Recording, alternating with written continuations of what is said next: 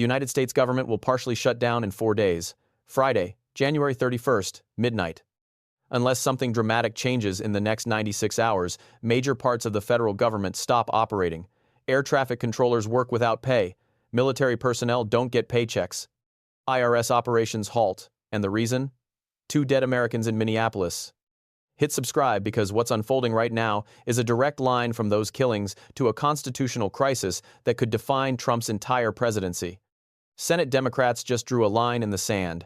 No funding for the Department of Homeland Security, not $1, not until there's accountability for Alex Preddy and Renee Good. And Republicans are calling their bluff. Let me be clear about what's at stake here. This isn't a complete government shutdown. Congress already passed 6 of the 12 annual funding bills. Justice Department, Agriculture, Veterans Affairs, Interior, Commerce, all funded through September 30th. The Smithsonian stays open, national parks stay open, SNAP benefits, food stamps continue. But the other 6 bills, the ones still awaiting Senate passage, account for $1.2 trillion, nearly 80% of total annual federal discretionary spending. Defense, health and human services, labor, education, housing and urban development, transportation, and homeland security. All tied together in one massive package, and Democrats are threatening to blow it up. Senate Minority Leader Chuck Schumer made the position crystal clear Sunday afternoon. Senate Democrats will not allow the current DHS funding bill to move forward.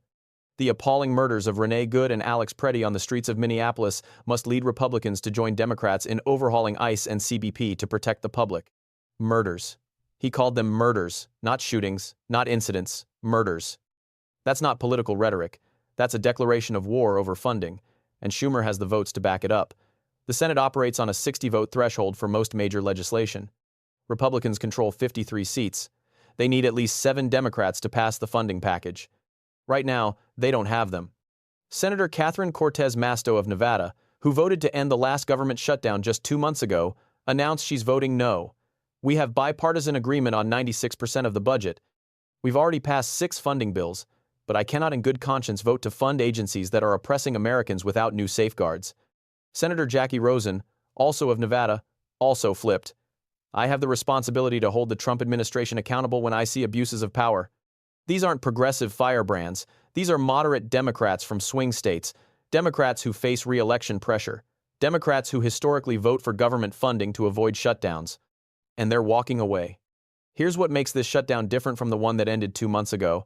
That shutdown lasted 43 days, the longest in American history. It ended when a handful of Democrats broke ranks and voted with Republicans to reopen the government in exchange for a promised vote on farm subsidies. That vote never happened. It failed in December. Democrats who compromised got nothing.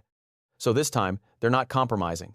This time, they're demanding the DHS funding be stripped out of the package entirely, pass the other 5 bills separately. Fund defense, health, labor, education, transportation. But DHS? No money until there are reforms. Mandatory body cameras for all ICE and Border Patrol agents, visible identification badges during operations, judicial warrants required for immigration arrests, independent oversight mechanisms, accountability for killings. Republicans are refusing. Senate Majority Leader John Thune's office issued a statement Monday. A government shutdown, even a partial one, does not serve the American people well. We will move forward as planned and hope Democrats can find a path forward to join us. Translation: we're not separating the bills. We're not negotiating. Vote yes or shut it down. Why are Republicans so determined to keep DHS funding bundled with everything else? Because if they separate it, DHS goes down. There aren't 60 votes in the Senate for standalone DHS funding right now. Not after Minneapolis, not after the videos. So, Republicans are using the other agencies as hostages. Vote to fund defense, health, labor, education, and transportation, or watch all of them shut down along with DHS. It's legislative chicken, and the collision happens Friday at midnight. Now here's the twisted irony that makes this entire standoff even more absurd. Even if Democrats succeed in blocking DHS funding, Immigration and Customs Enforcement and Customs and Border Protection will keep operating. Why? Because of something called the One Big Beautiful Bill Act that Trump signed last year.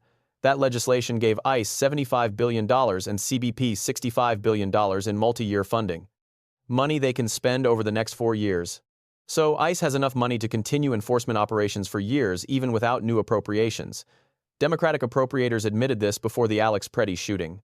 Representative Rosa DeLauro, the top Democrat on the House Appropriations Committee, explained it explicitly. ICE received $75 billion in the One Big Beautiful Bill Act. In the event of a lapse in funding, ICE would be able to sustain regular operations for multiple years. Think about what that means. Democrats are threatening a government shutdown to protest ICE killings, but the shutdown won't stop ICE operations. ICE keeps arresting, ICE keeps deporting, ICE keeps conducting raids. The only thing the shutdown stops is everything else. Defense Department civilian employees furloughed, Labor Department statistics delayed, Education Department grants frozen, HHS payments to hospitals interrupted. But the agency Democrats are trying to defund, that one keeps going. It's political theater with real consequences for federal workers and government services, but it's theater that doesn't actually address the core problem. So why are Democrats doing this? Because they're under enormous pressure from their base. The videos of Alex Preddy being shot 10 times went viral. The footage of Renee Good's killing contradicted official claims. Progressive activists are demanding action. And Democratic senators facing re-election in 2026 are looking at polls showing their voters furious about federal agents killing American citizens. They can't go home and tell constituents, "We funded the agency that did this without demanding any reforms." So, they're making a stand. Even if that stand is mostly symbolic, even if ICE operations continue regardless, they need to show they fought. But here's where the politics get complicated. Voters hate government shutdowns.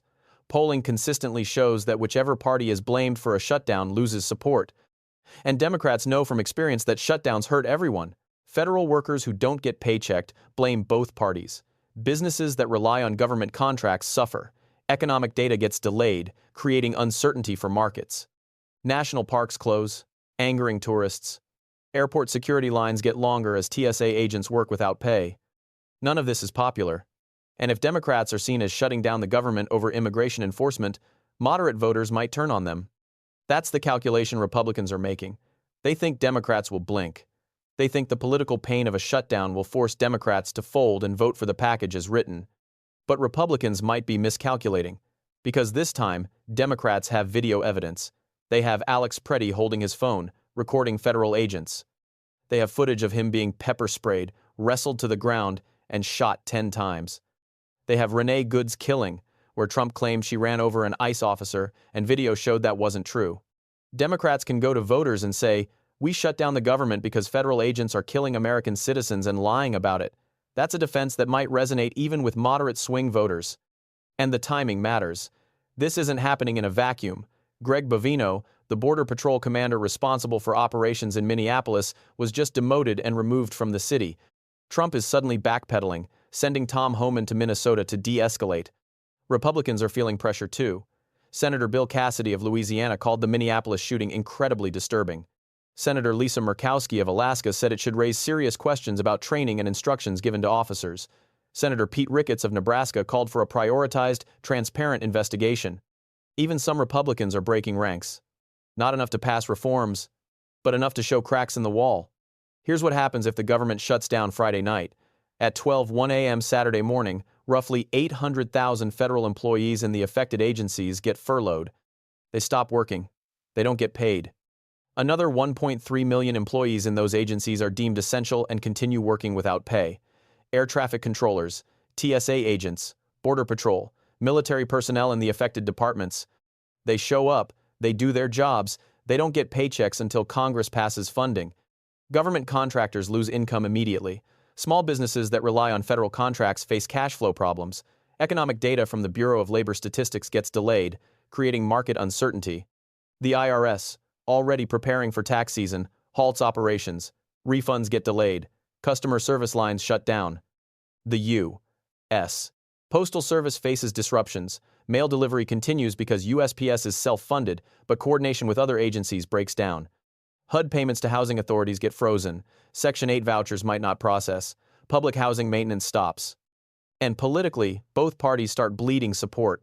Polls show voters blame whoever they think caused the shutdown, and in this case, that blame is genuinely split. Democrats blocked the funding, but Republicans refused to separate DHS from the other bills. Trump's ICE agents killed 2 Americans, but Democrats are using a shutdown tactic that doesn't actually stop ICE.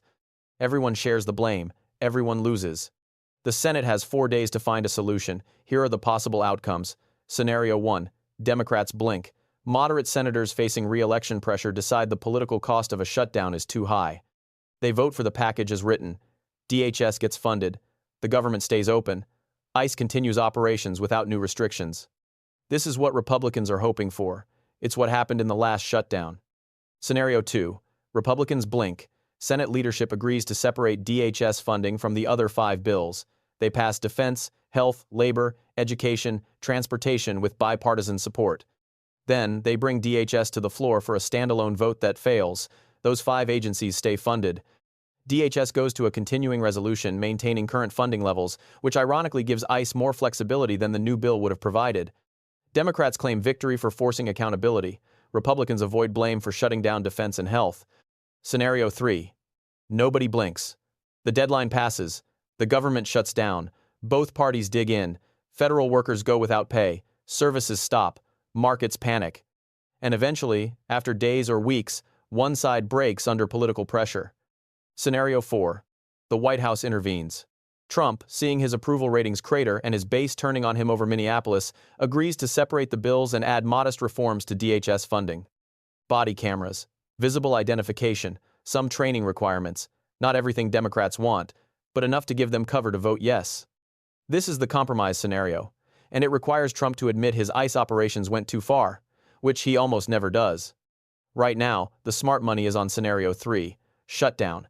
Because neither side has an incentive to blink before the deadline, both sides think the other will take more political damage.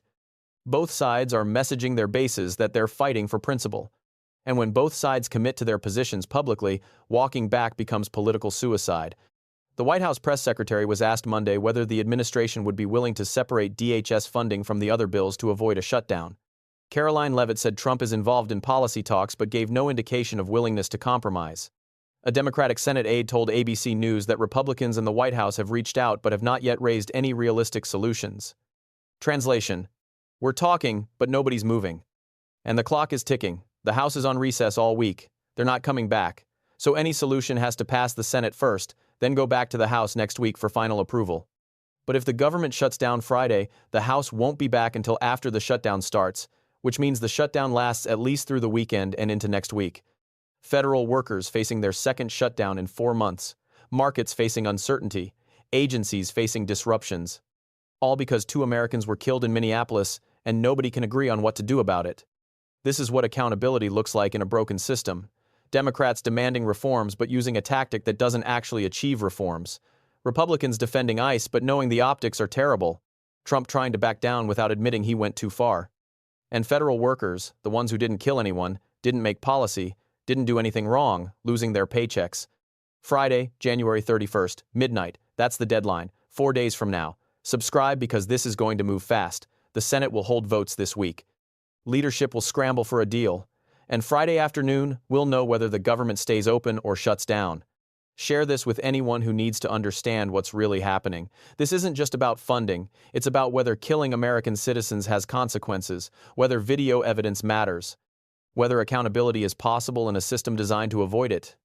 Leave a comment with your prediction. Do Democrats hold the line? Do Republicans cave? Does the government shut down? And if it does, who takes the blame?